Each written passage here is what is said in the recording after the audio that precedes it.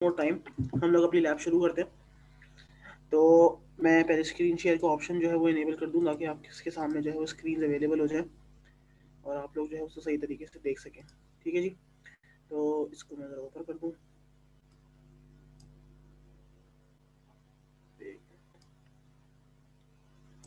अच्छा भाई, तो स्क्रीन सबको विजिबल है?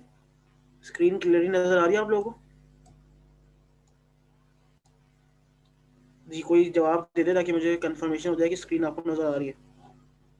Yes sir. सही है, स्क्रीन नज़र आ रही है।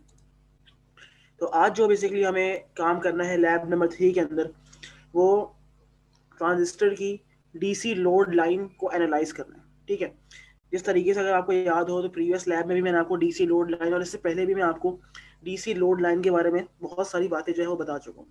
ठीक है, तो इसकी डिटेल्स की भी किस तरीके से हम इसको यूजिंग अ सर्टेन सर्किट उसकी पॉइंट्स को हम स्केच कर सकते हैं और किस तरीके से उसको हम एनालाइज कर सकते हैं, तो वो चीज़ जो है बेसिकली हमें इस लैब में स्टडी करनी है।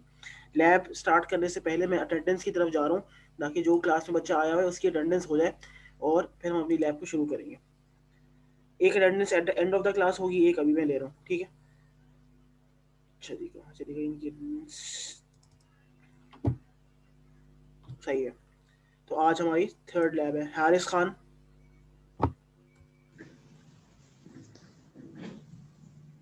नहीं है, ठीक है। Sadia, present. Mohammad Hasnain, Ramsha, present sir. Abdul Wahab, Mohammad present Shah. Sir. Abdul Wahab present है। Mohammad Shariq, Suhana, Tanzeel, present sir. Mujtaba, sir I am present. Mohammad Shariq. आपने जवाब नहीं दिया था, सही है। Mujtaba, Faham, present sir. राना अजहर अब्बास, ये तो थे मेरे ख्याल से, भी प्रेजेंट लिख भी देते। Present sir. Bashan, present sir. सही है। दूसरी आईडी हमारी Mohammad Aamir, yes sir. Saden, Maaz, Anas, present sir. Daniyal, Mohammad Ali, present sir. Mehran Abbasi, Usama Bashir, Khushbakht, present sir. Shumaila, yes sir. Maheen और मिकदत। सर जी, माहीन का इलेक्ट्रिसिटी इशू है, उसने मुझे कॉल करके बोला था कि वो थोड़ी देर में कनेक्ट करेगी क्लास में, उसकी जैसी लाइट आएगी। ये मसला नहीं, मैं एक दफ़ा एंड में भी लूंगा ना, तो उस वक्त फिर जो होगा उसकी लग जाएगी। Okay sir. सर 9361 हारिस। 9361, ठीक है, 9361, ठीक है, ये मैंने लगा दिया आप लोग की। अब हम लैब शुरू करते हैं। यार ये कहाँ से, एक मिनट।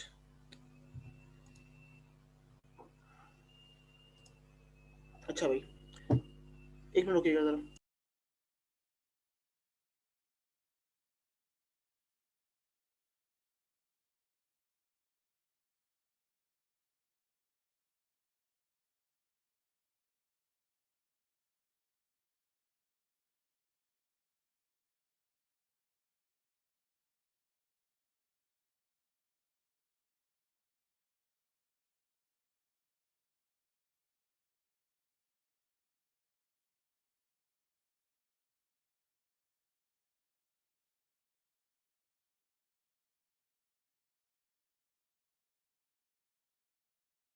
चलिए हम शुरू करते हैं।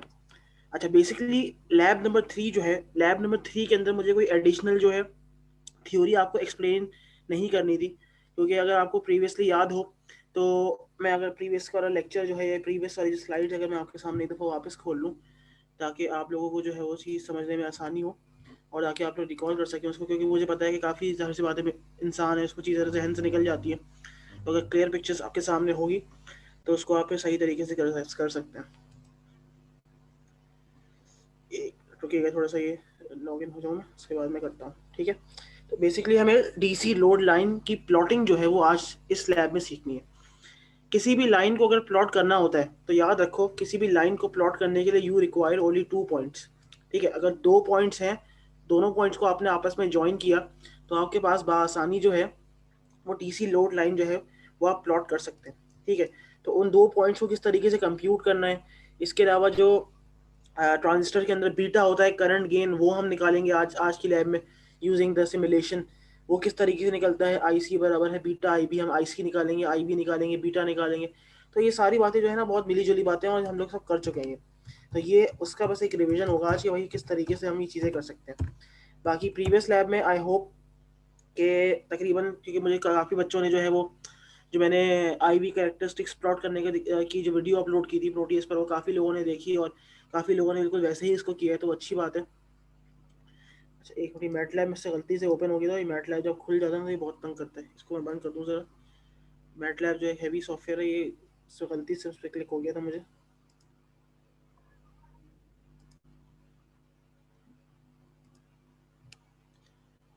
तो ये बस ओपन हो रहा है, क्या हो गया।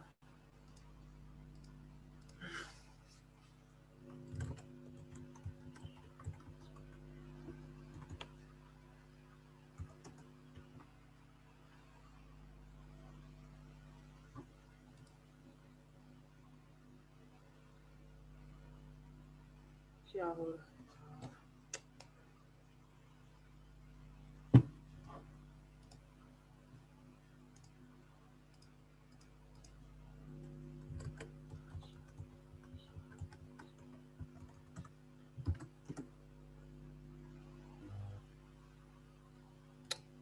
क्या हो गया इसका यार।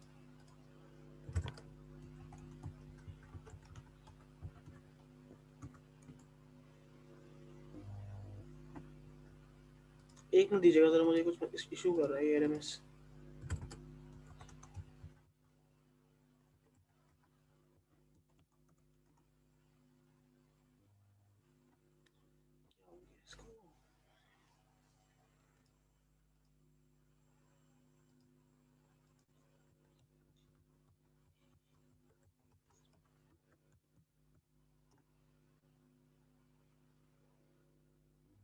सही अब खुल गया।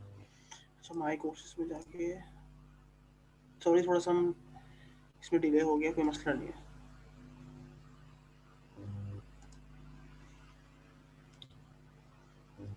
अच्छा तो ये जो है हमारी जो प्रीवियस प्रेजेंटेशन मैंने अपलोड की थी उसमें से अगर आप गौर से देखें तो ये जो रेड कलर की लाइन आपके सामने शो हो रही है, ठीक है, ये रेड कलर की लाइन जो है this is called the DC load line of your bipolar junction transistor, ठीक है। डीसी लोड लाइन अगर आप बस बहुत गौर से एनालाइज करें, सो मैं आपको यहाँ पे दिखा भी देता हूँ कि किस तरीके से डीसी लोड लाइन के अंदर जो है ना वो 3 पॉइंट्स जो हैं वो आपकी अटेंशन के हामिल है, ठीक है। पहला पॉइंट जो है वो ये वाला होता है, दूसरा पॉइंट जो है वो सर्कल थोड़े बड़े हो गए बट पॉइंट मैं इसकी बात कर रहा हूँ, इस पॉइंट की बात कर रहा हूँ और मैं बात कर रहा हूँ इस पॉइंट की। किसी भी लाइन को अगर प्लॉट करना है तो अगर आपके पास 2 पॉइंट्स हैं, उन दोनों पॉइंट्स को आपने आपस में ज्वाइन किया, यू हैव अ लाइन, ठीक है। अब ये 2 पॉइंट्स जो है ना ये आपके लिए बहुत ज़्यादा इंपॉर्टेंट है, क्यों, क्योंकि ये 2 एक्सट्रीम रीजन्स या 2 एक्सट्रीम कंडीशंस को पॉइंट आउट कर रहे हैं। हमें पता है कि मेरे पास जो मेरा बीजेटी होता है उसके 3 रीजन होते हैं, कौन कौन से। पहला होता है मेरे पास कट ऑफ, ठीक है। दूसरा वाला होता है मेरे पास सैचुरेशन और तीसरा वाला क्या होता है, एक्टिव रीजन, ठीक है। जहां पर ये एज एन एम्पलीफायर काम कर रहा होता है, जहां पर ये करंट को भी एम्पलीफाई करता है, जहां पर ये वोल्टेज को भी एम्पलीफाई करता है। बट ये जो 2 रीजन मैंने यहाँ पर मेंशन किए, कट ऑफ एंड सैचुरेशन, ये बेसिकली 2 एक्सट्रीम रीजन हैं। अगर कट ऑफ की बात करें तो कट ऑफ के अंदर मेरे पास जो ट्रांजिस्टर होगा वो एज अ ओपन स्विच काम कर रहा होगा। ये स्विच इस तरीके से जो है ये ओपन हो गया। अगर ये स्विच मेरे पास ओपन हो गया तो इस पाथ की रेजिस्टेंस क्या हो गई? इनफाइनाइट। क्या हो गई इसकी रेजिस्टेंस? इसकी रेजिस्टेंस इनफाइनाइट हो गई। अगर इसकी रेजिस्टेंस इनफाइनाइट हो गई तो मेरे पास यहाँ पर करंट कितना हो गया? 0 हो गया। सही है। तो कट ऑफ रीजन में मेरे पास करंट तो 0 होता है, बट जो मेरे पास VCE का जो ड्रॉप है वो बराबर होता है मैक्सिमम किसके? VCC के। क्योंकि जब मेरे पास इस तरीके से, अगर आप यहाँ पे समझें कि फर्ज करो मेरे पास यहाँ पर ये स्विच लगा हुआ था, ठीक है, ये मेरे पास इसको अगर हम देखें और यहाँ पर हम लगाते हैं एक रेजिस्टर और ये मेरे पास है ग्राउंड, ठीक है। यहाँ पर फर्ज करो लगा हुआ था 12 वोल्ट्स, ठीक है, और ये अभी स्विच हो गया ओपन। अगर ये स्विच यहाँ पर, अच्छा ये इसको हम ले लेते हैं 1 किलो ओम्स, ठीक है। अब अगर ये स्विच ओपन हो गया तो इस सीरीज पाथ में जो करंट फ्लो करेगा वो होगा 0, बट जितना भी वोल्टेज हमने सर्किट में सप्लाई किया है सारा का सारा आके यहाँ पर ड्रॉप हो जाएगा, आगे कोई वोल्टेज नहीं जाएगा। सही है। तो ओपन सर्किट की कैरेक्टरिस्टिक्स ये होते हैं कि उसके अक्रॉस जो वोल्टेज ड्रॉप है वो मैक्सिमम होता है, बट करंट जो फ्लो कर रहा है दैट इज 0। और वही चीज आपने यहाँ पर नोट, इस पॉइंट पर नोट की होगी। किस पॉइंट पर? इस पॉइंट पर। कैसे? आपने यहाँ पर देखा कि मेरे पास यहाँ पर करंट जो है IC, क्योंकि देखो मेरे पास x एक्सिस पर वोल्टेज है, y एक्सिस पर मेरे पास क्या है? IC। तो इस पॉइंट पर IC 0 है, बट वोल्टेज कितना है? VCE कितना हुआ है? मैक्सिमम। और यहाँ पर लिखा हुआ भी है when IC equals to 0 VCE बराबर है VCC के। This is called your cut off region. Saturation region की अगर हम बात करें तो इसको मैं थोड़ा सा यहाँ पर चारों के इसको मिटा दूं, एक मिनट, इसको मैं वापस करता हूँ करंट स्लाइड से। अगर हम बात करें सैचुरेशन रीजन की, ठीक है, तो सैचुरेशन रीजन में क्या होता है आपका जो, अब वही एग्जांपल लेते हैं, मेरे पास यहाँ पर एक स्विच लगा हुआ था और यहाँ पर एक रेजिस्टर लगा हुआ है जो कि ग्राउंड हो रहा है, ठीक है। यहाँ पर लगा हुआ है मेरे पास 12 वोल्ट। तो अब यहाँ पर हो क्या रहा है कि क्योंकि ये पाथ क्लोज्ड हो गया तो अब यहाँ पर कुछ ना कुछ फाइनाइट अमाउंट ऑफ करंट जो है वो फ्लो कर रहा होगा। फर्ज करें हमने कहा x मिली एम्पियर्स फ्लो कर रहा है यहाँ से, बट अब यहाँ पर जो वोल्टेज ड्रॉप होगा वो वोल्टेज ड्रॉप बहुत ही कोई कम होगा, that is around negligible voltage drop, क्योंकि सारा का सारा वोल्टेज ड्रॉप, ये नियरली मैक्सिमम वोल्टेज ड्रॉप कहाँ ड्रॉप हो रहा होगा? इस रेजिस्टर के अक्रॉस। क्यों? क्योंकि वोल्टेज क्या होता है? V equals to I into R। जहां पर मेरे पास रेजिस्टेंस इस चीज को देखेगी वहां पर ये करंट से मल्टीप्लाई होगा और वहां मुझे एक वोल्टेज ड्रॉप मिल जाएगा। ऑब्वियस सी बात है इस वायर की कुछ ना कुछ रेजिस्टेंस होगी, बट वो इतनी माइन्यूट है कि उसके अकॉर्डिंगली जो रिजल्टेंट वोल्टेज ड्रॉप आएगा वो बहुत ही मिनिमम होगा। तभी हम यहाँ पर क्या कहते हैं कि when in the saturation reason मेरे पास VCE जो है वो VCC के बराबर नहीं है, अराउंड 0 वोल्ट्स है, और IC कितना फ्लो कर रहा है? IC फ्लो कर रहा है VCC upon the resistive load that is called RL। और कट ऑफ रीजन में मेरे पास IC 0 है बट VCE बराबर है VCC के। सही है। सो जो DC लोड लाइन जिसको हम इस लैब में प्लॉट करना सीख रहे हैं, अगर हमें उस लोड लाइन की 2 पॉइंट्स मिल गए so we can easily plot this line. अच्छा, अब इन 2 पॉइंट्स के अलावा एक पॉइंट तो मैं कलर चेंज करना चाहता हूँ, एक मिनट रुकिए। हाँ, एक पॉइंट है मेरे पास ये वाला, एक पॉइंट है मेरे पास ये वाला जिसको मैंने हाईलाइट किया। अब एक मिनट, इसको थोड़ा सा कलर चेंज करना चाह रहा हूँ, इसको हम करते हैं पर्पल, ठीक है। अब इस हाईलाइटेड एरिया के अलावा जो यहाँ पर जितना रीजन है ये this is called your active region of the transistor. इसको हम क्या कहते हैं? इसको हम कहते हैं एक्टिव रीजन। जितना रीजन जो इन 2 पॉइंट्स को छोड़कर जितना रीजन बचा है that is called your active region, जहां पर आपके पास जो आपका ट्रांजिस्टर है वो एज एन एम्पलीफायर काम कर रहा होता है और करंट और वोल्टेज को एम्पलीफाई करता है। बट ये Q पॉइंट जो है इसको हमने इस लाइन के बीच में क्यों शो किया है? वो इसलिए शो किया है क्योंकि इस पॉइंट पर मेरे पास करंट और वोल्टेज की एम्प्लीफिकेशन सबसे ज्यादा ऑप्टिमम और सबसे ज्यादा बेस्ट हो रही होती है। बेस्ट से क्या मुराद है? देखो, एम्प्लीफिकेशन का क्या मतलब होता है? एम्प्लीफिकेशन का मतलब ये होता है, गौर से देखना। फर्ज करो मैंने एक ट्रांजिस्टर के इनपुट पर इस तरीके से एक सिग्नल अप्लाई किया। अगर मेरा सिग्नल आउटपुट पर बिल्कुल एज इट इज की शेप आ रही है मत बड़ा हो गया, so this is called amplification. और वो कहाँ पे अचीव करते हैं? वो अचीव करते हैं इस पॉइंट पे। अगर मैं इस पॉइंट पर या इस पॉइंट पर अपने क्यू पॉइंट को बैठाऊंगा तो होगा क्या कि मेरा आउटपुट जो है ना वो आगे जाते थे यूं कट गया, या नीचे आते वक्त यूं कट गया। तो ये पार्ट होता है इसका डॉटेड पार्ट, वो मिस कर दिया इसने। वो मिस हम ना करें और मेरे पास एक कंप्लीट परफेक्ट साइन वेव आए, इसलिए मैं अपने क्यू पॉइंट को बिल्कुल बीच में सेटल करता हूँ। आई बात समझ? ये चीज सबको समझ आई है? कोई इशू तो नहीं है इसके अंदर? No sir. कि क्यू पॉइंट में कितने लाइंस, कितने पॉइंट्स होते हैं, क्या होते हैं, तो ये हमने देख लिया। अच्छा, अब आ जाएं आपकी लैब के ऊपर। लैब के अंदर कुछ प्री लैब टास्क हैं जो मैं आपसे, जिनके आंसर्स जो है वो अभी मैं सब शुरू करने वाला हूँ, जिसके आंसर आप लोग मुझे देंगे और फिर हम अपनी लैब के टास्क शुरू करेंगे। अच्छा, पहली बात वो पूछ रहा है कि in which region of operation does amplification take place for a bipolar junction transistor? BJT के अंदर। हाँ, एक्टिव रीजन। एक्टिव रीजन के अंदर हमारे पास एम्प्लीफिकेशन हो रही होती है। इसी तरीके से in which region of operation does switching take place? तो आपका बाइपोलर जंक्शन ट्रांजिस्टर ऑन किस मोड में होता है? Active region. Saturation. Saturation, not active. Active में तो एम्प्लीफिकेशन हो रही होती है। Yes, sir. सैचुरेशन रीजन में एज अ क्लोज स्विच काम करता है, या मेरे पास वो पाथ कंप्लीट होता है। और ऑफ कब होता है? Cut off Cut off.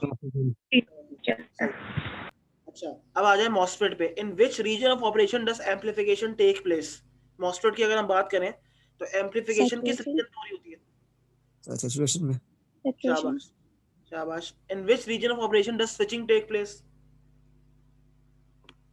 Triode off. और हाँ, cut off. शाबाश। Cut off और triode में. उसके बाद वो कह रहा है कि derive equation of VCE cutoff and IC saturation from the loop equation shown in figure 4। तो फिगर 4 जो है वो मेरे ख्याल से यहाँ पर आपको इसने कहाँ शो की हुई है? फिगर 4 ये रही। इसके अंदर हमें लूप इक्वेशन यूज करते हुए हमें क्या करना है? VCE और IC, जो कि मैंने अभी बताया है कि अगर मेरे पास VCE, हम उसकी बात कर रहे हैं कट ऑफ रीजन की, तो कट ऑफ रीजन में क्योंकि मेरे पास IC जो है वो 0 होता है, तो मेरे पास VCE जो होता है वो किसके बराबर होता है? VCC के। और अगर सैचुरेशन रीजन की बात करें तो वहां पर मेरे पास VCE जो है वो बिल्कुल मिनिमम होता है या 0 होता है, और IC सैट मेरे पास किसके बराबर होता है? VCC upon RL load. सही है जी? तो यहाँ से वो डिराइव कर लीजिएगा। अब वो कह रहा है where should the Q point lie on the load line? Q point को लोड लाइन पर कहाँ होना चाहिए फॉर स्विचिंग? अगर मुझे स्विचिंग करनी है तो क्यू पॉइंट कहाँ पर होगा? अगर मुझे स्विचिंग करनी है तो क्यू पॉइंट मेरा यहां पर होगा या इस तरफ होगा?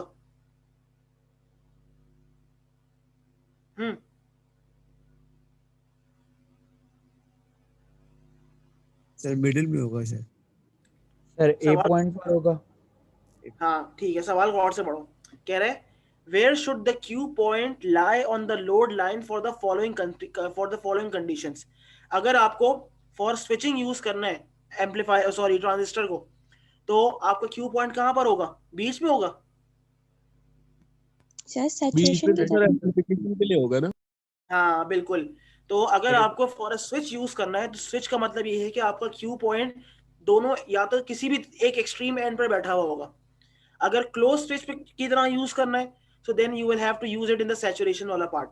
अगर आपको as a open switch use करना है, जो कि हम यूज नहीं करते, तो इसको हम कट ऑफ में बैठा रहे होंगे। ठीक है? और एम्प्लीफिकेशन के लिए हम लोग इसको बिल्कुल बीच में यूज करते हैं। बट ये सारी बातें जो है आपको ड्रॉ भी करनी है और देन आपको मेंशन करना है। Also mention the modes of operation on the load line, मतलब कि जो लोड लाइन ड्रॉ करोगे वो बिल्कुल परफेक्टली स्केच होगी और लेबल्ड होनी चाहिए। सही है जी? तो ये आपके प्री लैब के टास्क हैं। अब आ जाओ आज की लैब में जो हमें काम करना है। अच्छा, ये बेसिकली सारी वही बातें हैं जो हम लोग पहले पढ़ चुके हैं। अब एक चीज और समझानी है कि यहाँ पर एक नया टर्म लिखा हुआ है जिसको इसने कहा है कि बेस बाइस। ठीक है, बेस बाइस। अच्छा, बाइसिंग क्या होती है? पहले तो ये समझते हैं कि बाइसिंग क्या होती है, इसके बाद हम बेस बाइस की तरफ मूव करेंगे। बाइसिंग का मतलब ये है कि किसी भी चीज को, किसी भी इलेक्ट्रॉनिक कंपोनेंट को या डिवाइस को किसी भी वोल्टेज से एक्साइट करने के प्रोसेस को हम बाइसिंग कहते हैं। ठीक है, अगर हम बात करें अपने ट्रांजिस्टर की, तो ट्रांजिस्टर से मेरे पास 3 टर्मिनल्स होते हैं, बेस, कलेक्टर और इमिटर। अगर हम कॉमन इमिटर कॉन्फ़िगरेशन की बात कर रहे हैं, जहां पर मेरा इमिटर जो है वो ग्राउंड से कनेक्टेड होता है, वहां पर हम जो वोल्टेज दे रहे होते हैं वो देते हैं वीबीबी और वीसीसी। तो ये जो वीबीबी और वीसीसी है, ये बेसिकली कौन से वोल्टेज है? ये बेसिकली बाइसिंग वोल्टेज है। बाइसिंग वोल्टेज का मतलब ये है कि आपने अपने डिवाइस को या अपनी कंपोनेंट को, जिसको आपको एनालाइज करना है, उसको स्टडी करना है, उसकी टर्मिनल्स पर अगर वोल्टेज दे रहे हो, तो this process is called biasing. Base बाइस का क्या मतलब है? बेस बाइस का मतलब ये है कि आपने अपनी डिवाइस को इस तरीके से बाइस किया है कि जो वीबीबी वोल्टेज है और जो वीसीसी वोल्टेज है वो बराबर है। ठीक है, वैसे तो हम लोग क्या करते हैं, वीबीबी का वोल्टेज अलग होता है, वीसीसी का वोल्टेज अलग होता है, बट अगर आपने इन दोनों वोल्टेजेस को कॉमन कर दिया, so this biasing technique is called the base बाइस वोल्टेज बाइसिंग टेक्निक। ठीक है जी, तो ये हमें इस लैब में एनालाइज करनी है। Base bias is the simplest of all transistor biasing circuit. It consists of a single transistors, 2 resistor and a single DC power supply. In this exercise, you will use base bias to re-examine the relationship among IB, IC, and VCE. A DC load line is a graph that represents every possible combination of IC and VCE for a transistor biasing circuit. You will generate the DC load line for this base bias circuit. ठीक है, तो इस base बाइस circuit के लिए हमें एक DC load line जो है वो इस लैब में जनरेट करनी है। अच्छा, ये इसके अलावा कुछ इसने रिलेशनशिप दिए हैं वो हम देखते हैं बाद में। अच्छा, इस लैब के जो है ना वो 3 पार्ट्स हैं। इस लैब के 3 पार्ट्स किस तरीके से हैं? वो इस तरीके से हैं कि पहले एक मिनट रुको।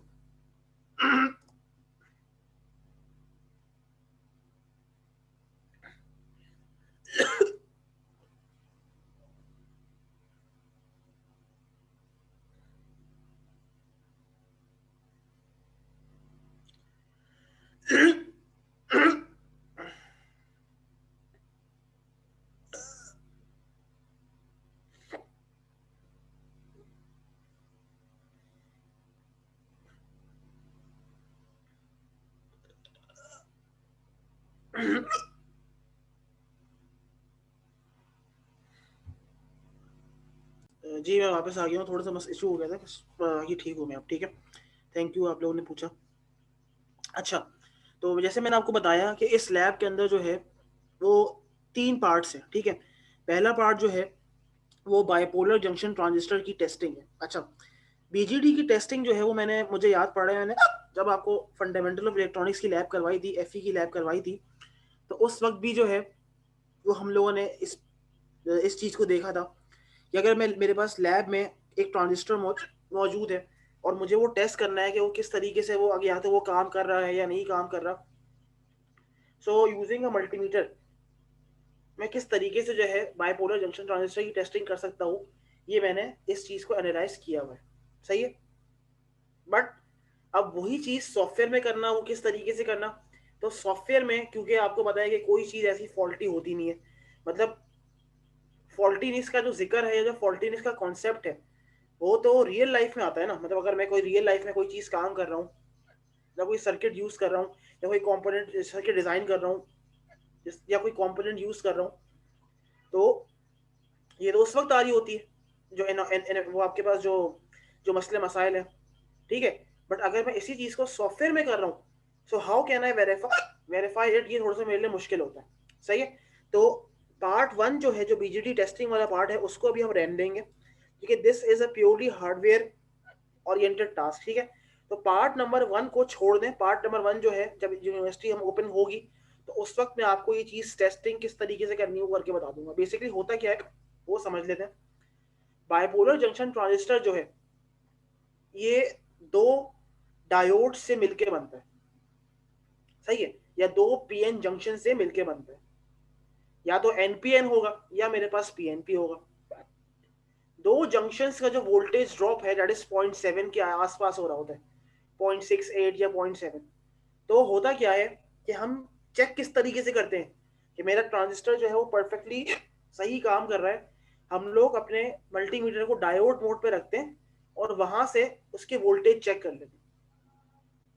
तो इसका वोल्टेज अगर हम दोनों जंक्शंस में रखें और चेक करें तो 0.7 के आसपास अगर आ रहा है तो इसका मतलब ये है कि आपका जो भी ट्रांजिस्टर है दैट इज परफेक्टली फाइन और वो बिल्कुल वर्किंग कंडीशन में है, इसको आप अपने सर्किट में आराम से यूज कर सकते हैं। अगर किसी भी जंक्शन के ड्रॉप वोल्टेज ड्रॉप 0.7 नहीं आ रहा या 0 वोल्ट्स आ रहा है या मिली वोल्ट्स में आ रहा है, दिस मीन्स कि आपका जो ट्रांजिस्टर है वो वर्किंग कंडीशन में नहीं है, वो खराब हो चुका है, आपको अपना ट्रांजिस्टर रिप्लेस करना पड़ेगा। सही है जी। तो ट्रांजिस्टर के एनपीएन के और पीएनपी के टेस्ट अभी हम नहीं कर रहे, वो हम बाद में करेंगे। अच्छा, अब हम आ जाते हैं पार्ट नंबर 1 हो गया, ये पार्ट नंबर 3 नहीं है, ये पार्ट नंबर 2 है। पार्ट नंबर 2, अब पार्ट नंबर 2 जो है वो आपके मेन पार्ट है। इसके लिए मैं पहले अपना प्रोटीज जो है वो खोल लूँ ताकि उसको हम साथ साथ जो है वो कर सकें।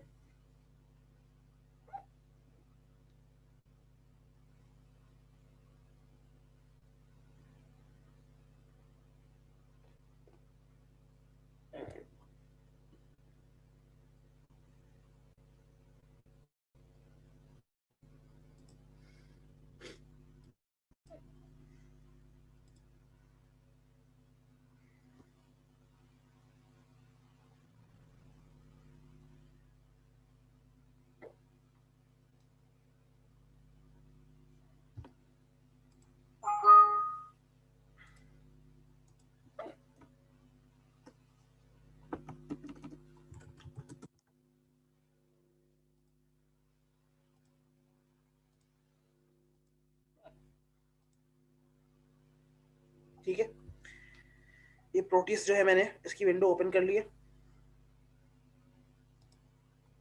अच्छा, कह रहे हैं measure the values of all resistances for the circuit in figure 4 and record these values in the table below.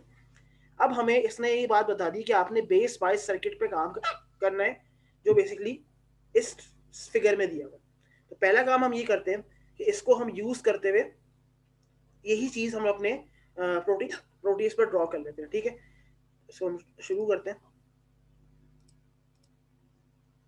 2N3904,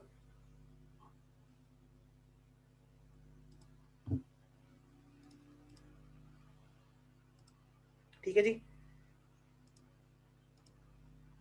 इस तरीके से हमें इसको ड्रॉ करना है।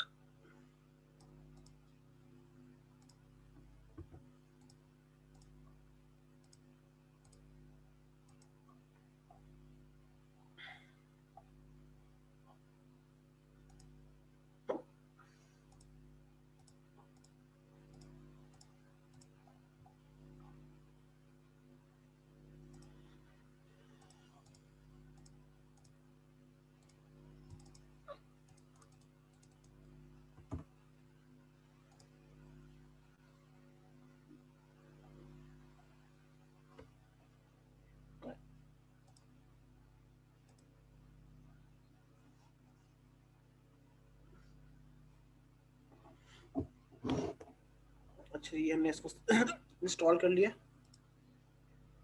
अच्छा ठीक है, अब वो कह रहा है कि measure the value of all resistances for the circuit shown and record these values in the table। तो ऑब्वियस सी बात है कि जो मैं नॉमिनल वैल्यू है मेरे पास उसी वैल्यू का, तो मैं यहाँ पर 10 के लिखूंगा और यहाँ पर मैं लिखूंगा 2 के।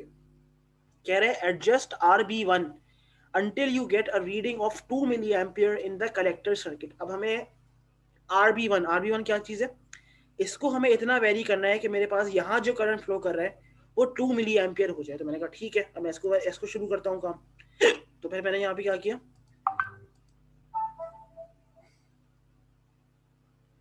इसको डिलीट किया और थोड़ा सा इसको नीचे लेके आते हैं और यहाँ पर एक मैंने लगाता हूँ DC ammeter.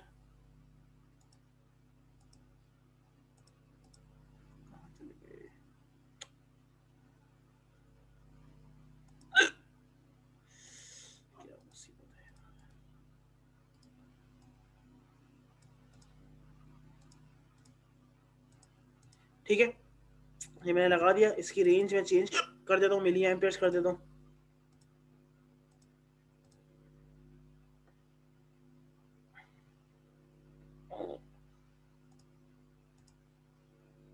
Five mega ohms, 10 kilo ohms, इसको हम ये कर देते हैं वैल्यू सेट 10 किलो ओम्स है।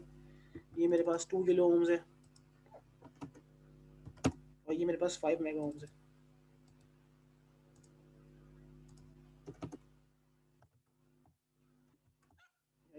ठीक है, अच्छा इसको हमने सही तरीके से इस्तेमाल किया हुआ है। ठीक है, हमने दो इसकी टांग आपस में शॉर्ट कर दी। ठीक है, बिल्कुल सही। इसको अब हम रन करते हैं। इसको हमने रन किया तो अभी अराउंड मेरे पास कितना आ रहा है, 2.19 मिली। हमें कितना करना है, इसको 2 मिली पे करना है ना। तो अभी हम चेक देखते हैं, नहीं इससे बढ़ रहा है। तो अब इसको हम कम करेंगे। ये मेरे पास एग्जैक्टली 2 मिलीज पर आकर करंट मेरा फ्लो करना शुरू हो गया। ठीक है, this is my IC 2 milli amperes. अच्छा अब वो क्या कह रहा है ये देख लेते हैं। हमने ये वाला स्टेप भी कर लिया, कह रहा है measure the value of VRB2 with your DMM and use the measured value of RB2 to calculate IB। अच्छा ठीक है, अभी कर लेते हैं। इसने कहा कि अब आप VRB2 क्या है मेरे पास, सर्किट में जाके देखो। VRB2 बेसिकली इस RB2 के अक्रॉस, इस 10 किलो ओम्स के अक्रॉस जो वोल्टेज ड्रॉप हो रहा है, इसको वो कह रहा है VRB2। ठीक है, तो अब हम क्या करेंगे, इसको हमने स्टॉप किया। हमने एक DC वोल्टमीटर लिया, इसको इसके पैरेलल में लगा दिया ताकि इसका हम वोल्टेज निकाल सकें। इसको हमने रन किया, कितना वोल्टेज आ रहा है। अभी इसको हम इसकी रेंज चेंज करते हैं, इसको हम करते हैं मिली वोल्ट्स में। इसको मैंने ओके किया, कितना आ रहा है 63.1 मेरे पास मिली वोल्ट्स वोल्टेज आ रहा है across this 10 kilo ohms resistor. तो क्या यहाँ से मैं IB निकाल सकता हूँ? IB कौन निकालेगा और कितना आ रहा है मुझे बताएं जल्दी से, कैसे निकालेंगे? अगर मेरे पास वोल्टेज भी है, मेरे पास 10 किलो ओम्स का रेजिस्टर भी है, तो क्या यहाँ से मैं करंट नहीं निकाल सकता V = IR के जरिए? तो कितना आ रहा होगा, 63.1 मिली वोल्ट्स को हम डिवाइड करते हैं 10 किलो ओम से, करें कितना आ रहा है, करके बताएं।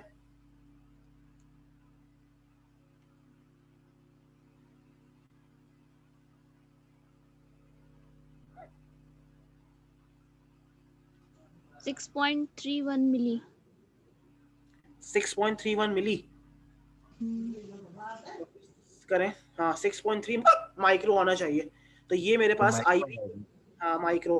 तो ये मेरे पास 6.3 जो है माइक्रो जो है करंट मेरे पास इस तरीके से यहाँ पर आ गया। 6.31 बिल्कुल 6.3 माइक्रो इस तरीके से मेरे पास करंट आ गया। ठीक है, तो मैंने क्या किया, इस स्टेप के जरिए जो है, अब वो कह रहा है कि measure the value and then measure VCE।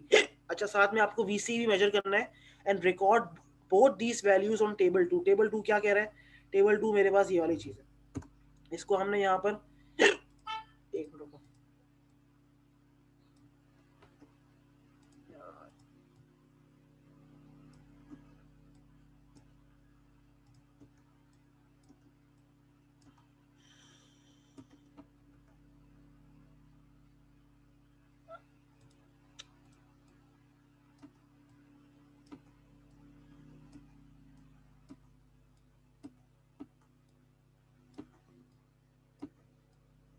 ठीक है।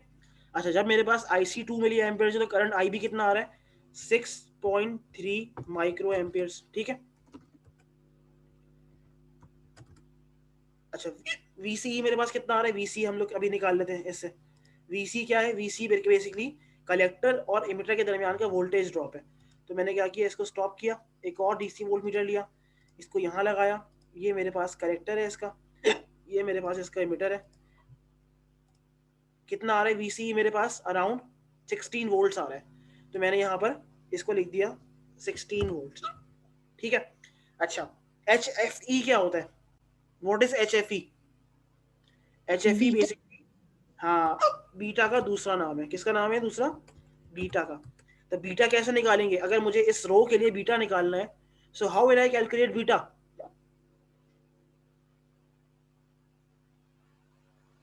IC upon IB। बिल्कुल। तो आपको IC भी गिवन है, आपको IB भी गिवन है, आप इन दोनों को आपस में डिवाइड करो और मुझे जल्दी से बताएं कि आपके पास बीटा क्या आ रहा है। 2 milli amperes upon 6.3 micro amperes, क्या आंसर आ रहा है?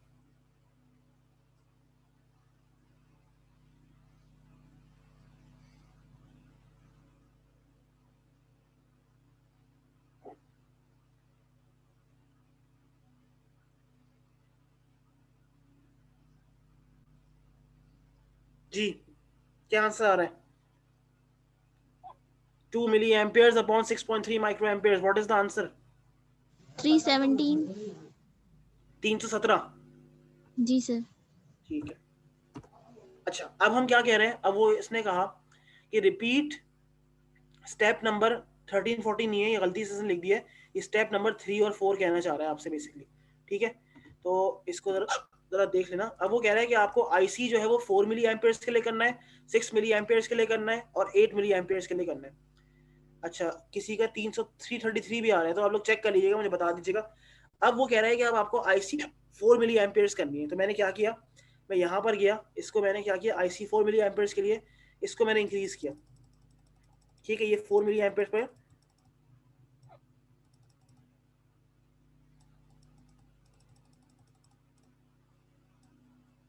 ये हो गया।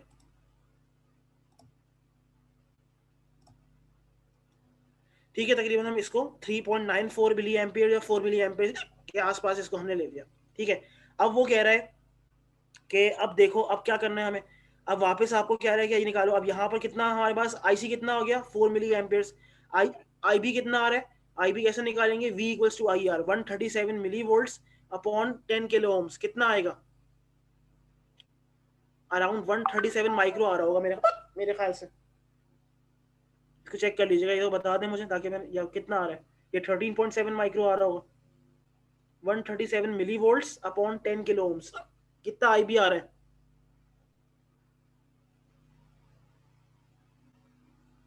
हम्म 1.37 मल्टीप्लाई 10⁻⁻5। ठीक है, मतलब हमारे पास आ रहा है 13.7 माइक्रो एम्पियर। ठीक है। तो मैंने कहा कि भाई मेरे पास आ रहा है 13.7 माइक्रो एम्पियर। मेरे पास VC कितना आ रहा है? VC मैंने चेक कर लिया, मेरे पास अराउंड आ रहा है 12.1 वोल्ट्स। अब HFE निकालो, कितना आ रहा है? उतना ही आना चाहिए जितना पहले आया था। 4 मिली एम्पियर्स अपॉन 13.7 कितना आ रहा है?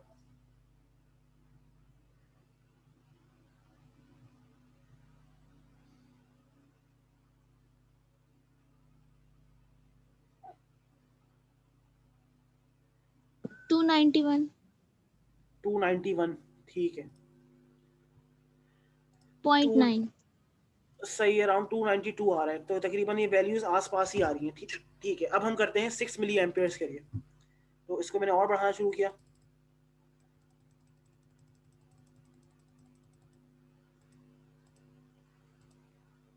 ठीक है, तो ये अराउंड 6.11 मिली आ रहा है।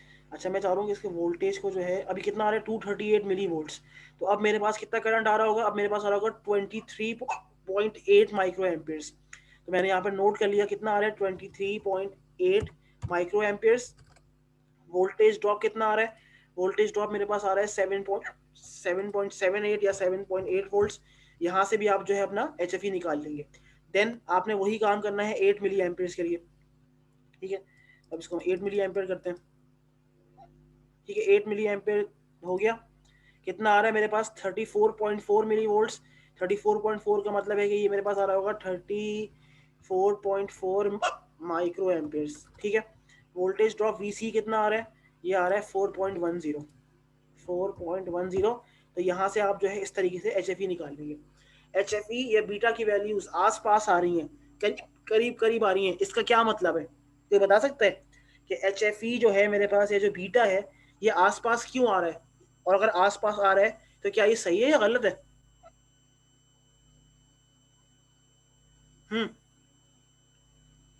एनीवन, कोई आइडिया है कि बीटा क्या होता है? What is beta? Current gain. Current gain. तो आपका क्या ख्याल है कि आपके डिवाइस का करंट गेन कांस्टेंट रहेगा या चेंज होता रहेगा? सर चेंज होगा। चेंज होना चाहिए। कांस्टेंट तो नहीं रह सकता सर एक जगह। कांस्टेंट रहता है ना। देखो, अगर आपके पास सेम रहता है एक सर्किट के अंदर, अगर एक करंट है तो वो तो सेम रहेगा, फ्लक्चुएट करेगा तो डिवाइस तोड़ जाएगी ना। बिल्कुल, देखिए होता है इस तरीके से है कि आपका जितना भी जो भी डिवाइस है, अब हम यहाँ पर यूज कर रहे हैं 2N3904 NPN ट्रांजिस्टर। तो इसका एक सर्टेन गेन की लिमिट होगी या गेन की रेंज होगी कि भाई ये 280 से 310 तक की रेंज में काम कर सकता है। तो वो रेंज कांस्टेंट है, मतलब आसपास ही आ रही है। ठीक है, करंट गेन जो होता है ना, नॉर्मली हम लोग बीटा क्या लेते हैं? 100। तो बीटा 100 क्यों लेते हैं? क्योंकि उसको हम कांस्टेंट अज्यूम कर रहे होते हैं। तो करंट गेन या वोल्टेज गेन किसी भी ट्रांजिस्टर का कभी भी वेरी नहीं करता, वो कांस्टेंट रहता है, ताकि वो उस लिहाज से अपना वोल्टेजेस और करंट को एम्पलीफाई कर सके। अगर आपको गेन बढ़ाना है तो आपको एक ऐसा ट्रांजिस्टर यूज करना पड़ेगा जिसका करंट गेन ज्यादा आ रहा हो, या वाइस वर्सा। अगर आपको गेन कम चाहिए तो आपको एक ऐसा ट्रांजिस्टर यूज करना पड़ेगा जिसका गेन कम है। सही है। तो इस तरीके से यहाँ पर आप पार्ट नंबर 2 को जो है इस तरीके से इस टेबल को फिल कर लेंगे। सही है, तो ये पार्ट नंबर 2 आपके पास हो गया। अब आ जाओ पार्ट नंबर 3 पर। ठीक है, अब वो कह रहा है using your measured values of RC and VCC. अच्छा, अब आपने आरसी की जो वैल्यू ऊपर मेजर की थी वो कितनी आ रही थी? आरसी मैंने यूज किया था 2 किलो ओम्स। ठीक है, तो आपने यहाँ याद रखना है कि आरसी हमने 2 किलो ओम्स यूज किया था। हाँ, इसका मतलब ये है कि वो इसकी एक सर्टन रेंज है। मतलब सुहाना जो आप पूछ रही हैं वो ये पूछ रही है कि अगर जैसे फर्ज करें मेरे पास जो मेरा ट्रांजिस्टर है उसकी रेंज है 90 से लेकर 100। तो ये 90 से लेकर 100 के दरमियान ही, क्योंकि देखिए बिल्कुल एग्जैक्ट नहीं हो सकती, थोड़ा बहुत तो वेरी करेगा। तो हमने कहा कि भाई 90 से 100 के दरमियान करता रहेगा। बट वैसे तो वो रेंज है, बट हमारे लिए वो एक चीज कांस्टेंट है। क्यों? क्योंकि 90 से लेकर 100 is not a very big difference. इस तरीके से 300 से लेकर 310 is not a very big difference. इस रेंज में वो काम करेगा और इस लिहाज से करंट को एम्पलीफाई कर रहा होगा। आई होप कि आपका जवाब क्लियर होगा, सवाल क्लियर है आपका, जवाब सब आपको मिल गया होगा। ठीक है, अब पार्ट नंबर 3 पे आ जाए, बेस बाइस के ऊपर। बेस बाइस के अंदर जो है बेसिकली अब इसमें हमें क्या करना है हम देख रहे हैं। एक मिनट को इसको सही करूँ। पार्ट नंबर 3, ठीक है, कह रहे हैं using your measured value of RC. RC जो है वो मेरे पास कितना था? वो मेरे पास था 2 किलो ओम्स। वीसीसी कितना है मेरे पास? वीसीसी मेरे पास है 20 वोल्ट्स। तो कह रहे हैं आईसी और वीसीई निकालो and then plot the DC load line for this circuit in the space provided below. अब डीसी लोड लाइन प्लॉट करने के लिए I need 2 points. One point should be in the cut off region, where as the other point should be in the saturation region. पहली बात ये कि हम पहले निकालेंगे आईसी सैचुरेशन। आईसी सैचुरेशन कैसे निकालते हैं? आईसी सैचुरेशन जब निकालते हैं जब मेरे पास वीसी कितना होता है? वीसी मेरे पास होता है 0 वोल्ट्स। जब वीसी 0 वोल्ट्स है तो आईसी सेट किसके बराबर होता है? वो बराबर होता है वीसीसी डिवाइडेड बाय आरसी। तो वीसीसी कितना है मेरे पास? 20 वोल्ट्स है। आरसी कितना है मेरे पास? 2 किलो ओम्स है। तो मेरे पास आंसर कितना आ गया? ये मेरे पास अराउंड 10 मिली एम्पियर मेरे पास आंसर आ रहा है। This is my maximum current that can flow in the circuit. और वीसी ऑफ कितना होगा? वो बराबर होगा वीसीसी के, जो कि कितना है मेरे पास? 20 वोल्ट्स। ठीक है, तो इस तरीके से आपने इन दो पॉइंट्स को यूज करते हुए एक ग्राफ प्लॉट कर देना, जो कि आपको यहाँ पर जगह दी हुई है इसने। देखो आईसी मैक्सिमम ये रहा 10 मिली एम्पियर्स और वीसीसी ये रहा। तो अगर मैं यहाँ पर लाइन ड्रॉ करूँ तो कुछ इस तरीके से लाइन बन जाएगी आपकी, यूं करके। सही है, इसको हम थोड़ा सा इसको थोड़ा सा फॉर्मेट करते हैं ताकि आपको नजर आए।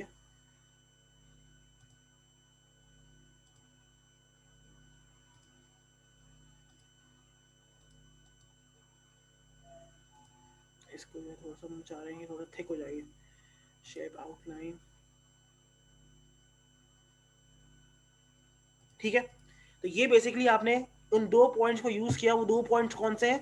वो 2 पॉइंट्स ये वाले हैं, मैं आपको अभी दिखाता हूँ कि वो 2 पॉइंट्स कौन से हैं। एक पॉइंट है ये वाला, ठीक है, रुको इसको हम अभी ठीक करते हैं। इसको हमने कहा shape fill, no fill, shape outline हमने बढ़ाई इसकी, शेप आउटलाइन को हमने डैश किया, ठीक है, और शेप आउटलाइन को हमने रेड कर दिया, ठीक है। एक पॉइंट ये वाला है और अगला पॉइंट जो है वो ये वाला है। इन 2 पॉइंट्स को आपने यहाँ से इस पॉइंट, इस स्टेप नंबर 8 से कंप्यूट किया और यहाँ पर आपने एक डीसी लोड लाइन जो है वो अपनी इस तरीके से प्लॉट कर दी। अब वो कह रहा है यूज द लोड लाइन। अब आपने लोड लाइन को यूज करना है जो आपने अभी ड्रॉ की है to predict the value of IC. अब आपने आईसी की वैल्यूज को प्रिडिक्ट करना शुरू करना है। प्रिडिक्ट से क्या मुराद है? प्रिडिक्ट से मुराद ये कि इस ग्राफ से वैल्यूज निकालनी है।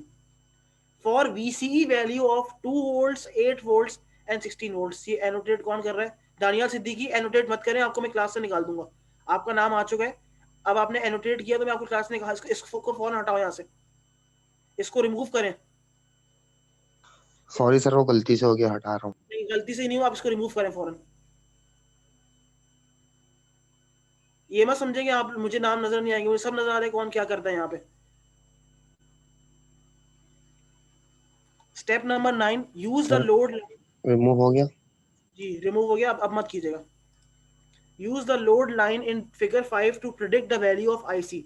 अब हमें आईसी की वैल्यू जो है वो इस ग्राफ के जरिए प्रिडिक्ट करनी है for VCE values of 2 volts, 8 volts and 16 volt. अब हमें देखना है कि जब VCE की वैल्यू 2 वोल्ट्स होगी तो उस वक्त मेरे पास आईसी कितना होगा। तो बहुत आसान है, आपने क्या करना है, इस ग्राफ को यूज करते हुए अब गौर से देखना। अगर 2 वोल्ट्स है तो 2 वोल्ट्स इधर है। यहाँ पर मैंने देखा कि भाई मेरे पास आईसी कितना आ रहा है। आईसी मेरे पास अराउंड, अगर आप गौर से देखो तो आईसी मेरे पास आ रहा है, कितना आ रहा है, 9 मिली एम्पियर्स। तो मैंने यहाँ पर लिख दिया कि भाई मेरे पास जो प्रेडिक्शन वैल्यूज हैं उस लिहाज से मेरे पास जब VCE 2 वोल्ट्स है तो आईसी प्रेडिक्टेड कितनी आ रही है, वो मेरे पास आ रही है 9 वोल्ट्स। जब 8 वोल्ट्स है, 8 वोल्ट्स में मैंने इसी तरीके से किया। 8 वोल्ट्स में मैं इधर गया, इसको मैंने वापस लाइन को ड्रॉ किया इधर, इसको मैं इधर लेके आया, इसको मैंने छोटा किया।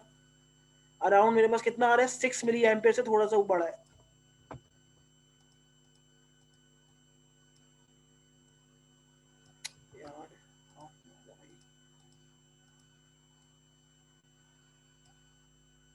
ठीक है, तो ये मेरे पास कितना आ रहा है, अराउंड 6 मिली एम्पियर। तो वो मैंने यहाँ पर नोट कर लिया। इसको जो बनाता हूँ मैं, कितना आ रहा है मेरे पास, सॉरी 9 वोल्ट लिख दिया मैंने यहाँ पे, 9 मिली एम्पियर है। ये मेरे पास अराउंड 6 मिली एम्पियर। और जब 16 वोल्ट है तो कितना आ रहा है, 16 वोल्ट पर भी जो है, इसको हम अभी चेक कर लेते हैं कितना आ रहा है मेरे पास। 16 वोल्ट मेरे पास इधर है, अराउंड 2 मिली एम्पियर आ रहा है। तो मैंने यहाँ पर लिख दिया 2 वोल्ट्स नहीं, करंट निकाल रहे हैं, मिली एम्पियर्स। अच्छा, तो यहाँ पर हमने क्या किया, इस स्टेप 9 में using the load line we predicted the values of IC for the following values of VCE। 2 volts, 8 volts और 16 वोल्ट्स के लिए मैंने यूजिंग दिस टेबल हमने यहाँ पर आईसी की जो वैल्यूज प्रिडिक्ट करनी थी वो हमने कर ली। ठीक है जी। अब वो कह रहा है एडजस्ट RB1। ठीक है, कोई मसला नहीं माहिन। अच्छा, अब वो कह रहा है स्टेप नंबर 9 भी हो गया। स्टेप नंबर 10 में कह रहा है कि अब वापस आपको प्रोटियस में जाना है और RB1 को एडजस्ट करना है। कब तक,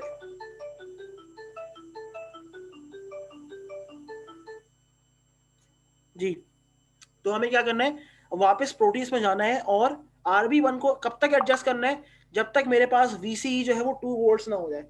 उस वक्त मुझे ये चेक करना है कि उस वक्त आईसी कितना फ्लो कर रहा है। तो अब मैं वो काम करने जा रहा हूँ। अब मैं वापस इधर गया, ठीक है, अभी तक मेरा जो VCE है वो 4 वोल्ट तक पहुंच चुका है, सही है। अब मुझे इसको 2 वोल्ट्स पर लेकर आना है। तो अब मैं इसको और करता हूँ, कितना जा रहा है, देखो अब मैं इसको 2 वोल्ट्स पर ले आया, देखो 1.9 वोल्ट्स हो गया। 1.9 वोल्ट्स है, उस वक्त मेरा आईसी कितना फ्लो कर रहा है, 9.05 मिली एम्पियर्स। तो अब कुछ समझ आ रहा है, कि मैंने प्रेडिक्ट इतना किया था और एक्चुअली कितना फ्लो कर रहा है 9.05 मिली एम्पियर। अब मुझे VCE कितना करना है 8 वोल्ट करना है। अब मैं यहाँ पर 8 वोल्ट लेके आऊंगा, ठीक है, और से देखो तकरीबन इसको हम करते हैं, ये कितना आ रहा है 6.11 मिली एम्पियर। मेरे पास कितना था 6 मिली एम्पियर, 6.11 मिली एम्पियर। फिर अब मुझे करना है 16 वोल्ट्स पर, इसके 16 वोल्ट्स करते हैं।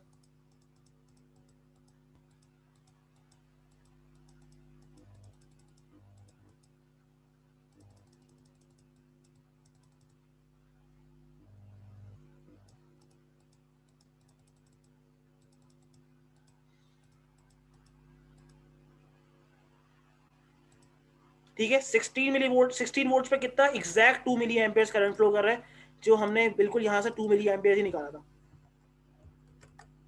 सही है, तो ये हमने पार्ट 3 भी इसका इस तरीके से कर लिया। तो दिस वाज अ लैब। और पोस्ट लैब टास्क में कह रहा है draw the load line for N type MOSFET, clearly mention the regions of operation on the curve. सही है, तो ये लैब समझ आइए, मैंने स्टेप बाय स्टेप एक एक चीज जो है वो आपको ये टेबल फिल करना सिखाया, देन स्टेप बाय स्टेप किया। तो ये लैब हमारी इस तरीके से बआसानी हम लोगों ने कर ली। पार्ट 1 इसका हमने छोड़ दिया, पार्ट 1 अभी आप छोड़ दीजिएगा, वो बेसिकली जब हम यूनिवर्सिटी में होंगे तो मैं आपको वैसे सिखा भी चुका हूँ, और जो रह गया है वो भी सीख लेगा।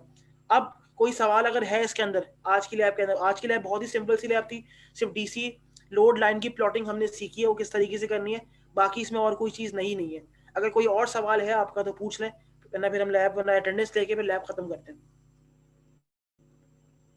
ठीक है, सर पोस्ट लैब सेक्शन में सर्किट गिवन नहीं है? नहीं, सिर्फ लोड लाइन ड्रॉ करनी है, वो भी हाथ से।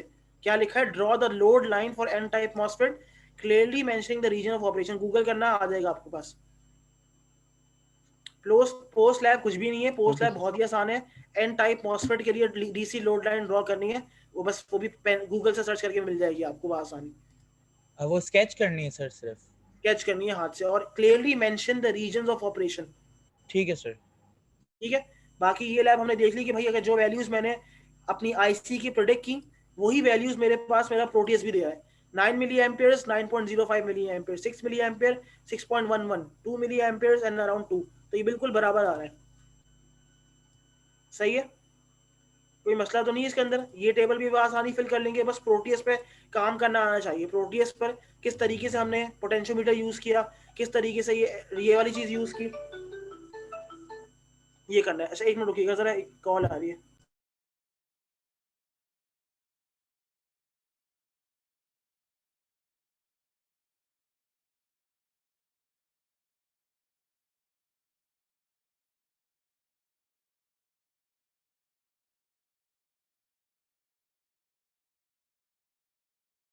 ठीक है जी, तो और कोई अगर सवाल नहीं है आपका या कोई और सवाल है तो पूछ ले, कोई मसला नहीं है। बहुत सिंपल सी लैब थी है। कोई इशू है, कोई मसला आ रहा है, पूछ लें। सर ये ग्राफ के लास्ट के पॉइंट दोबारा बता दें, 16 और जो 6 बताया आपने। ग्राफ के लास्ट वाला पॉइंट कौन सा वाला कह रही है? 16 और ये वाला कह रही है? जी सर। अच्छा, इसमें कुछ भी नहीं करना। देखिए इसमें होना ये है, इसने पहले इसको ना स्टेप बाय स्टेप लेके चले। पहले हमने RC 2 किलो ओम्स और VCC 20 वोल्ट्स के जरिए सैचुरेशन के कोऑर्डिनेट्स और कट ऑफ के कोऑर्डिनेट्स हम लोगों ने निकाल लिए। सैचुरेशन के अंदर मेरे पास वोल्टेज VCE जो वोल्टेज ड्रॉप होता है वो 0 होता है, और IC किसके बराबर होता है? IC बराबर होता है इसके VCC अपॉन RC। तो मैंने यहाँ से, क्योंकि VCC मेरे पास किसके बराबर है 20 वोल्ट्स के, और RC मेरे पास कितना है अराउंड 10 किलो ओम्स है, तो उससे मैंने 2 किलो ओम्स है, तो उससे मैंने IC सेट, मतलब कि IC सेट क्या होता है, मैक्सिमम अमाउंट ऑफ करंट, तो वो मेरे पास कितना आ रहा था 10 मिली एम्पियर्स, वो मैंने यहाँ पर नोट कर लिया। अब आ जाए कट ऑफ में। कट ऑफ में मेरे पास IC 0 होता है और VC किसके बराबर होता है 20 वोल्ट्स के। तो मैंने क्या किया, इन दो कोऑर्डिनेट्स को उठाया, एक को मैंने यहाँ प्लॉट किया और एक को मैंने यहाँ प्लॉट किया। इस प्लॉट पर मेरे पास, अच्छा देखिए क्या है, अगर आपको दो अगर पॉइंट्स प्लॉट करने होते पहले आप x एक्सिस प्लॉट करते हैं, फिर y एक्सिस। यहाँ पर x क्या है 0, सॉरी x मेरे पास 20 वोल्ट है, y मेरे पास 0 है। यहाँ मेरे पास क्या है, x मेरे पास 10 मिली एम्पियर्स है, सॉरी x मेरे पास 0 वोल्ट है और y मेरे पास 10 मिली एम्पियर्स आ रहा है। x पे वोल्टेज है, y पर करंट है। सही है। तो मैंने ये 2 पॉइंट्स यहाँ प्लॉट किए और इन दोनों पॉइंट्स को मैंने एक लाइन की मदद से जोड़ दिया जिसको हम कह रहे हैं डीसी लोड लाइन। ठीक है जी। अब वो कह रहे हैं कि अब इस लोड लाइन को यूज करते हुए आपको आईसी मतलब कि जो वाई एक्सिस पर जो क्वांटिटी है उसकी वैल्यूज को प्रिडिक्ट करना है। फॉर किसके लिए प्रिडिक्ट करना है? वीसी 2 वोल्ट्स के लिए प्रिडिक्ट करना है, 8 वोल्ट के लिए करना है और 16 वोल्ट के लिए करना है। तो मैंने क्या किया, बस यहाँ से चेक कर लिया कि इन वोल्टेज पर क्या करंट आ रहा है, वो मेरी प्रिडिक्टेड वैल्यूज हैं जिसको मैंने यहाँ पर नोट कर लिया। अब वापस मैं उस ग्राफ पर सॉरी उस सर्किट पर गया जो मैंने प्रोटेस से बनाया था और अब मुझे स्टेप नंबर 10 करना है। कह रहे हैं कि RB1 को एडजस्ट करो, कब तक करना है? अंटिल VC 2 वोल्ट्स आ गया। जब VC 2 वोल्ट्स आया तो उस पर जितना IC फ्लो कर रहा था वहां पे एमीटर में कितना शो कर रहा था इतना वो मैंने नोट कर लिया। फिर मैंने वापस RB1 को वेरी किया तो उससे मेरे पास VC 8 वोल्ट पर कितना IC आ रहा है वो मैंने नोट कर लिया। देन 16 वोल्ट्स किया, कितना IC आ रहा है वो नोट कर लिया। तो ये स्टेप करने का क्या मकसद है? इस स्टेप करने का मकसद ये है कि हमने ये वेरीफाई कर लिया कि जो चीज़ आपने कैलकुलेशन से हासिल की है और जो आपने सिमुलेशन से हासिल की है वो बिल्कुल बराबर आ रही है। तो सिमुलेशन और कैलकुलेशन आपस में कंपैटिबल है, ये चीज़ शो करनी थी इसको यहाँ पे। सही है? आई बात समझ? Okay sir. सही है। और कोई जी सवाल है सर। किसी? नो सर, कोई सवाल नहीं। अच्छा, अब मैं अटेंडेंस ले रहा हूँ, आप लोग प्लीज अटेंटिव रहिएगा। हसनैन शाहिद हैं? ठीक है। सुहाना? मुश्तबा भी थे मेरे ख्याल से। Yes sir. सही है। सादेन? नहीं है। माज बिन शफीक? सर उन्होंने आपको मैसेज किया सर, उनका इश्यू चल रहा था। अच्छा हाँ, मैसेज तो उसने मुझे किया था। हाँ सादेन ठीक है, लगा दी मैंने आपकी। दानियाल?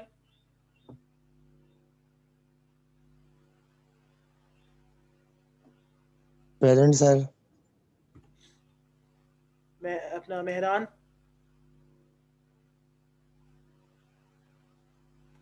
अब्बासी को कहने क्या उनकी ये तीसरी एब्सेंट है, इसके बाद वो क्लास में नहीं बैठ पाएंगे। उसामा?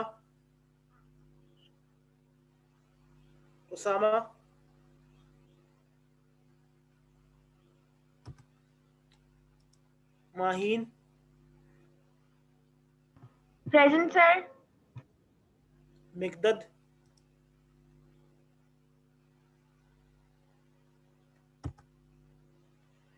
अच्छा मिकदद है, ठीक है मिकदद ठीक है, सॉरी मैंने कोई मसला नहीं, मैंने लगा दी प्रेजेंट आपकी। अच्छा इनका इशू था और एक और बच्चे का भी इशू था, उसामा का भी उन्होंने मुझे मैसेज किया था। ठीक है, इसको मैं हाईलाइट कर दूँ ताकि मुझे याद रहे बाद में।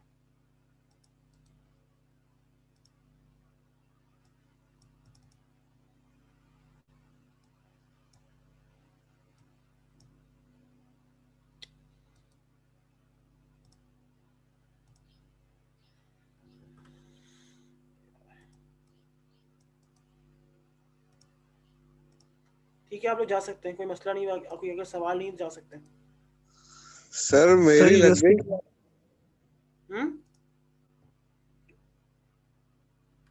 क्या कह रहे हैं? सर आपने मेरी लगा दी काशान। ये लगा सर दिया। जी कौन बोल रहा है? सर वो सर लैब 1 की सबमिशन रह गई है सर। वो मैं ऑन करूंगा बीच में, मैं आपको इन्फॉर्म कर दूंगा फिर। Thank you sir. और जिसकी प्रेजेंट लगी थी उसको मैंने नाम नहीं लिया, राना मसला नहीं है, जिसकी प्रेजेंट लगी हुई थी उसका नाम मैंने नहीं लिया है, तो आप परेशान मत हो। ठीक है, और कोई सवाल अगर नहीं तो मैं क्लास एंड करता हूँ। सर यूनिवर्सिटी खुल रही है फर्स्ट से? यार अभी कुछ पता नहीं है, ऑफिशियली जो भी होगा आपको बता दिया जाएगा। सही है, चले ओके, अल्लाह हाफिज।